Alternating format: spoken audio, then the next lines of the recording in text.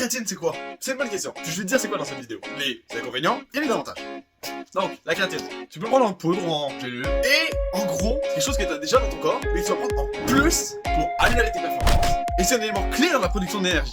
Donc ça, c'est une petite définition de la créatine. Vraiment très basique. Ensuite, les avantages que tu as avec. Tu en as 4 majoritaires. Premier, l'amélioration des performances sportives. La plupart des sportifs savent que la créatine, ça aide à booster un peu. Ensuite, non seulement ça augmente ta force musculaire, mais aussi ça augmente ta croissance musculaire. Donc quand tu es au gym, ça te permet d'être plus large, et plus fort, plus rapidement. Ensuite, ça fait aussi un effet antioxydant pour protéger tes muscles. Parce que quand tu forces trop, t'as déjà senti ça, c'est sûr, quand tu fais de la planche par exemple, tu vas sentir que ça brûle. C'est pas parce que tu travailles tant que ça, parce que t'as de l'acide qui va venir dans tes muscles qui va faire que ça brûle. Et la créatine va faire un effet de protection là-dessus. Bon, on a parlé des avantages, mais maintenant c'est quoi les inconvénients de la créatine? Mais il y en a quelques-uns en fait. Tu peux avoir une gaine de poids au début à cause de la rétention d'eau, vu que oui, la créatine, elle va prendre l'eau, elle va l'absorber, c'est ça qui va faire grossir plus tes muscles et prendre de la force. Donc c'est normal qu'au début, tu prennes un peu de poids. Ensuite, tu peux avoir des possibilités de crampes musculaires et la déshydratation. C'est très rare que les gens ont ça, mais c'est possible. Donc, si ça arrive, bois plus d'eau, évite de trop en prendre, et si ça va vraiment mal, arrête et va voir un professionnel. On n'a pas envie que tu te blesses. Alors aussi, les résultats peuvent varier selon la personne. Donc, tu peux voir quelqu'un qui va passer d'un mec à super jacked en un mois et quelques avec la créatine, puis toi, tu vas juste rien prendre. Ensuite, ça peut